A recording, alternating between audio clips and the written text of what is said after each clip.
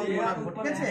আচ্ছা, প্রথমে আমি একটা কি নিচ্ছি দেখো, এবি একটা সরলরেখা টানছি। হ্যাঁ, যে কোনো মাপের একটা এবি সরলরেখা, যে কোনো মাপ। আমি এখানে ধরো 7 সেন্টিমিটার নিয়ে নিলাম, ঠিক আছে? আচ্ছা, এবার এই এবি একটা সরলরেখা, এই যে মাপটা এখানে যে কোনো একটা মাপ নিয়ে নিলাম। আচ্ছা, এবার এই এবি মাপটা যেটা নিয়েছি আমি, এই মাপটা এই কম্পাসের সাহায্যে আমি বসিয়ে মাপটা নিয়ে নিলাম, ঠিক আছে? এবার এই মাপটা এই যে নিচে যে সরলরেখাটা টেনেছি তাতে কেটে নিলাম। ওকে? আচ্ছা, এবার আমাকে কি বলেছে, একটি সরলরেখা আঁকলাম, নিলাম, তারপরে এই সরলরেখার বহিস্থ একটি বিন্দু সি নিলাম, সি বিন্দুতে এবি সরলরেখা সমান্তরাল সরলরেখা।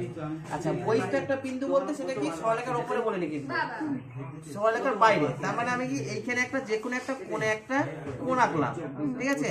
এবার কোণেকে এইখানে এই সাপোজ ধরো এই জায়গাটায় ধরে আমি একটা বহিস্থ যে কোনো একটা বিন্দু আছে, ঠিক আছে? তাহলে এই যে বিন্দুটা আছে এইখানটায় আমি, বা এই জায়গাটায় বিন্দুটা আছে আমি ধরে নিই, ঠিক আছে?